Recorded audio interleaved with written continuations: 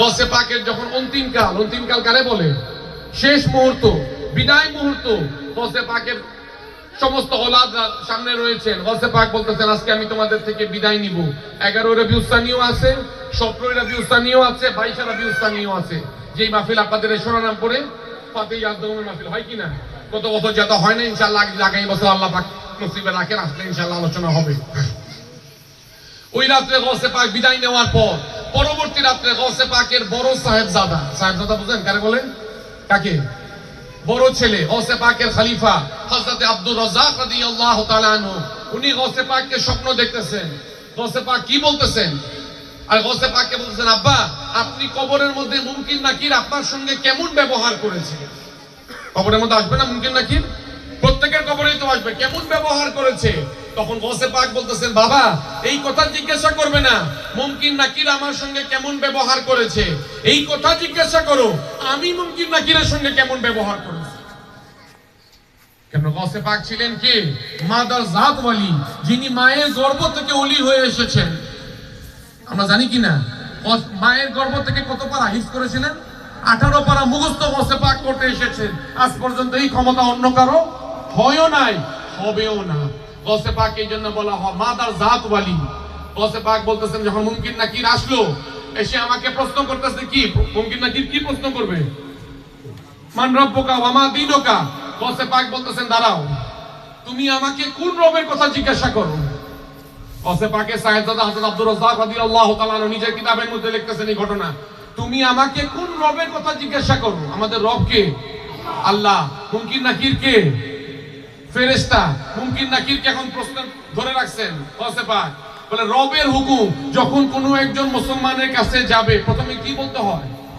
আসসালামু আলাইকুম ওয়া রাহমাতুল্লাহ। তুমি আমাকে সালাম দিয়েছো? তুমি আমাকে যে রবের কথা জিজ্ঞাসা করো তুমি তো তার হুকুম মানো নাই। কাকে বলতেছেন? মুনকার এবং নাকিরকে। আবার বলতেছেন, আল্লাহ পাক যেদিন বলেছিলেন আমি বনি আদম জাতি সৃষ্টি করব, মানুষ জাতি সৃষ্টি করব, অবজেকশন দিয়েছিলে? হে আল্লাহ মানুষ জাতি সৃষ্টি করবে না। সমস্ত ফেরেশতারা মিলে অবজেকশন দিয়েছে না? মানুষ জাতি সৃষ্টি করবে না, খুন খারাপি করবে, তারা আহাজারি করবে, তারা মিথ্যা বলবে, তারা ঘুষ খাবে, তারা গীবত করবে, মানুষ জাতি সৃষ্টি করবে না। আল্লাহ পাক এখন ওদিন তোমরা কি আল্লাহ পাক তোমাদের থেকে মত চেয়েছিলেন? আল্লাহ পাক ঘোষণা দিয়েছিলেন আমি মানুষ জাতি সৃষ্টি করব। আল্লাহ পাক তো তাদের কাছ থেকে মত চায় নাই। আল্লাহর মতের উপর তোমরা নিজের মত কেন দিতে গেলে?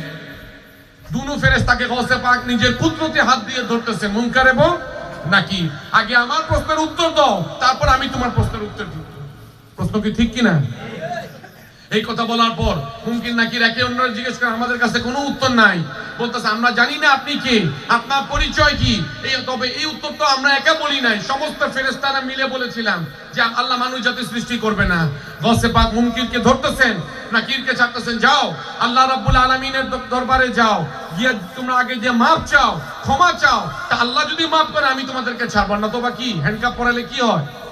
অ্যারেস্ট। গসে পাক মুনকারকে অ্যারেস্ট করে রাখতেছেন। এই ক্ষমতা কি আমার আর আপনার আছে? আমি আপনি তো মুমকিন নাকির দেখলেই তো শেষ। উত্তর কি দিবেন? কার গোলামি আমরা করি? আমাদের জামিনদার গসে পাক কেন বলতেছি বারবার এক কথা? গসে পাক ধরে রাখলেন, যাও আল্লাহ রাব্বুল আলামিনের দরবারে নাকির যাচ্ছে। প্রশ্নের উত্তর একবার না, বললো, হে আল্লাহ আজকে তোমার বান্দা বা একজন বান্দা কবরের মধ্যে এসেছে, জানি না তিনি কে, আমরা উনাকে কি প্রশ্ন করব, উনি আমাদেরকে প্রশ্ন করতেছেন। তখন আল্লাহ পাক বললেন, জানো না উনি হচ্ছেন আমার শেষ নবীর औलाद, আমার শেষ নবীর औलाद, আমার বন্ধু অলিকুল সম্রাট মাহবুবে সুবহানি কুতবে রাব্বানি পীরে লাসানি সৈয়দনা শেখ মুহিউদ্দিন আব্দুল কাদের জিলানী আল হাসানি ওয়াল হুসাইনি আলাইহিস সালাতু ওয়াস সালাম। গসে পাক, এই জন্য গসে পাকের নাম যখনই বলা হয়, আমাদের দরবারের যে শিক্ষা, যখন আমরা গসে পাকের নাম নিব সঙ্গে সঙ্গে নিজের মাথাকে কি করব? ঘাড়কে নত করতে হবে, মাথাকে নত করতে হবে। কেন? আমার গসে পাকের কথা, কদমি হাযিহি আলা রাকাবাতি লিকুল্লি ওয়ালি আল্লাহ, আমার কদম সমস্ত আল্লাহর ওয়ালিদের ঘাড়ের উপর রয়েছে। আল্লাহর ওয়ালিরা যখন এই কথা শুনলেন, গসে পাক একবার আলোচনার মধ্যে জালালি হালতের মধ্যে যখন এই কথা বললেন, সমস্ত আল্লাহর ওয়ালিরা নিজের ঘাড়কে নত করেছেন। এই জন্য তরিকত জগতের মধ্যে শিক্ষা, তাসাউফের শিক্ষা, যেহেতু গসে পাক হচ্ছেন অলিকুল সম্রাট, যখন আমরা গসে পাকের নাম নিব নিজের মাথাকে আদবে সম্মানার্থে নত করব।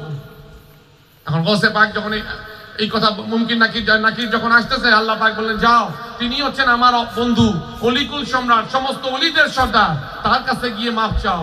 যখন আসতেছে বলি, ইয়া গস, আমরা আপনার পরিচয় জেনে গেছি, আর জানার দরকার নাই, কোনো প্রশ্ন নাই, আপনি ছেড়ে দেন, আমরা চলে যাই। তখন গসে পাক বলতেছেন, আমি ছাড়তে পারি, শর্ত একটা দিয়ে দিলেন, কন্ডিশন।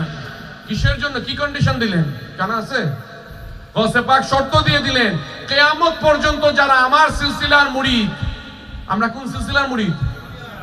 কাদরিয়া, ম্যাক্সিমাম কাদরিয়া বা চিশতিয়াও আছেন, নকশবন্দিয়া, আবুলাইয়াও আছেন।